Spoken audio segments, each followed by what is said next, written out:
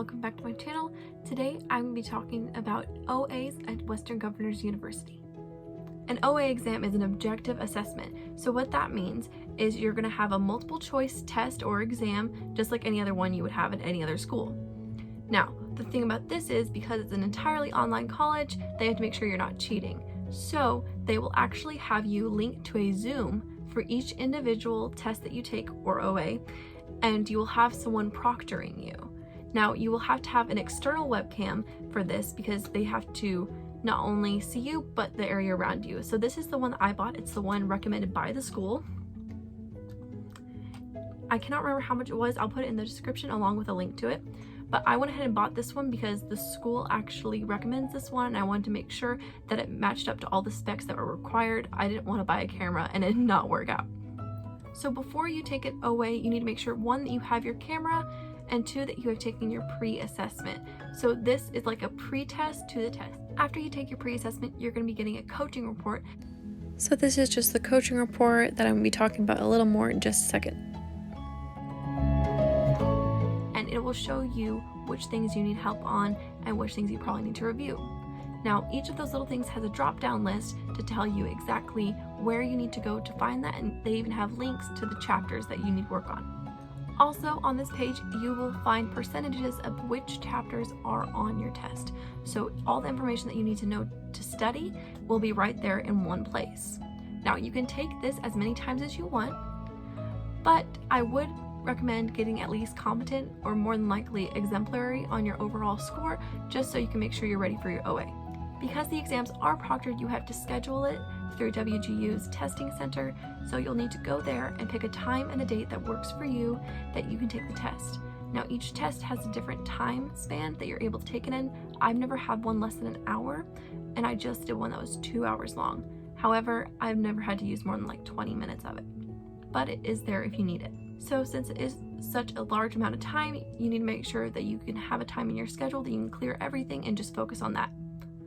Also, once it comes time for you to take your OA, you need to make sure that no one comes in your room and there are no loud noises, because if so, your proctor will hear that and you can get flagged for cheating. Also, you can't have any writing or like if you have any posters on your wall of like math. I don't really know why you'd have like math posters on your wall, but I mean, I don't know, we're going to be teachers, who knows. Or if you have like a poem on your wall, you probably want to take it down. You just don't want anything in your room that the proctor could see whenever you have to turn your camera around for him to see, that he might be like, oh, you need to take that down, because that takes some time out of you getting ready for your test.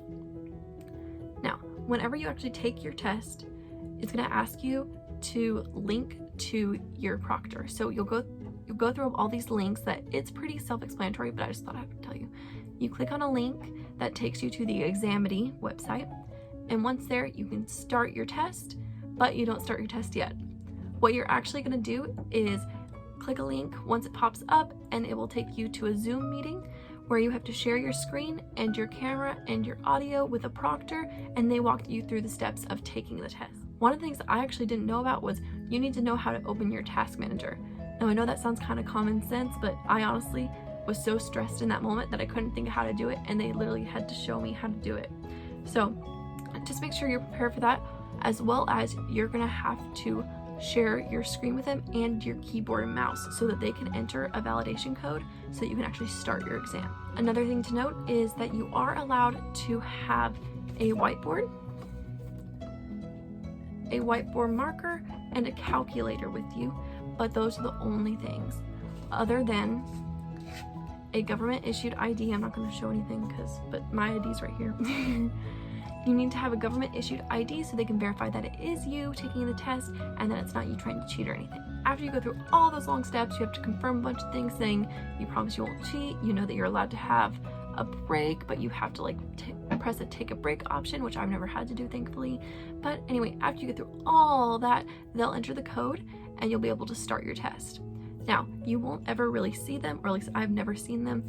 You will hear them in the beginning, but then they usually turn off their microphone so their noise on their end does not distract you, and you can take your test. Now, once you're actually in the test, you are allowed to bookmark certain questions. So if you ever need a minute to think about it, or you're not sure and you want to get some other information from some other questions and then go back to it, you can bookmark them and come back to them, but make sure you go back to them. Once you are sure you have finished all of your questions and you're confident in your answers, or as confident as you can get in that moment, you can go ahead and just let them know. You just have to talk, because remember, you can't talk this whole time. No one can come in, no one can talk, so they're just listening to silence. So the moment you speak, they'll usually start, oh, hi.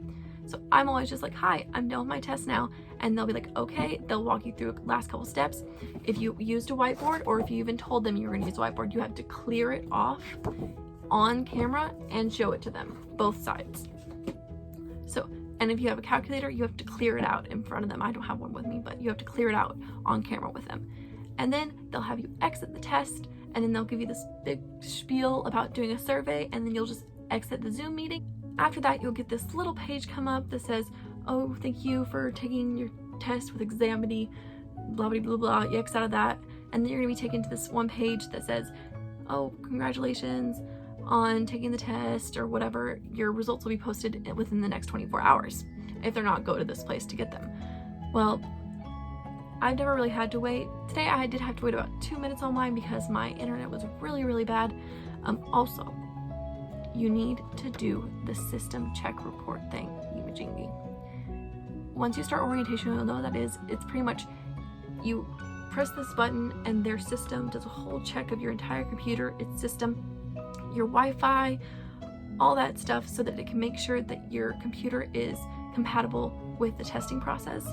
I personally have a little bit of older computer, a little cheaper, a little slower, so it usually takes me longer to get through, as well as I've had a crash twice while trying to take an exam, and then you have to go through the whole thing again. So it's, thankfully, a lot of times it will save your progress, but just in case, you need to make sure that your laptop or computer or desktop or whatever you're using it on is compatible. But anyway, so mine was running slow, so I had to wait a couple minutes for it to load, but it'll pop. You can scroll down to the bottom of your course, or sometimes it gives you a notification in the little bell on the corner.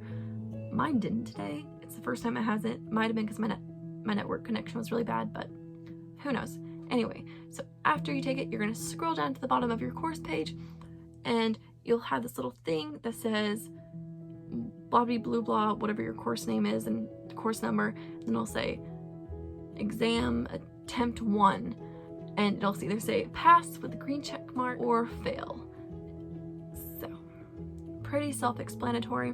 But if you do fail it, or even if you pass it but didn't get, you wanted to know what you got wrong, what you got right, you can go over to the same little place that you did for the pre-assessment, click the coaching report button, and it'll give you the exact same formula or graph that it gave you for your pre-assessment. So that is essentially what taking an OA is like at WGU. If you'd like to hear more about WGU or just any of my other videos, don't forget to hit that like button and subscribe to my channel so you can stay up to date on all the content that should be coming fairly soon. Thank you.